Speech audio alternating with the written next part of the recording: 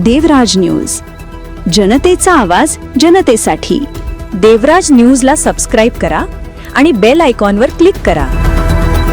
इंदोर पुणे बंगळुरू राष्ट्रीय महामार्ग क्रमांक 12 वरील कानडगाव शेजारील चोंडी घाट परिसरात वन्य प्राण्यांच्या अपघाती मृत्यूंच्या घटना सातत्याने वाढत असून हा परिसर प्राण्यांसाठी मृत्यूचा सापळा बनत चालल्याची चिंताजनक बाब समोर आली आहे।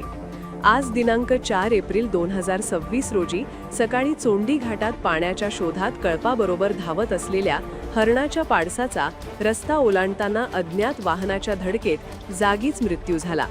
हा अपघात अत्यंत भीषण स्वरूपाचा असून प्रत्यक्षदर्शींनी दिलेल्या माहितीनुसार पाडस गंभीर जखमी होऊन मृतावस्थेत आढळले।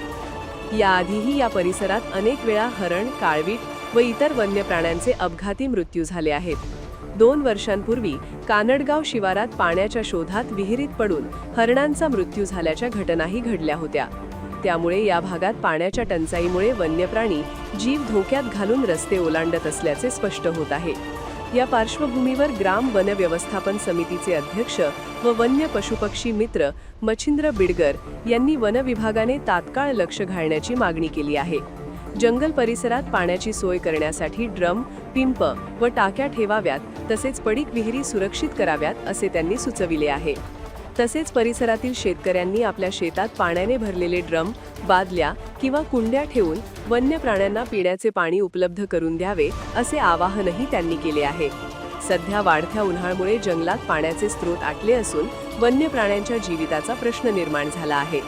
वन विभाग व स्थानिक प्रशासनाने या गंभीर समस्येकडे तातडीने लक्ष देऊन ठोस उपाययोजना कराव्यात अशी मागणी नागरिकांकडून होत आहे।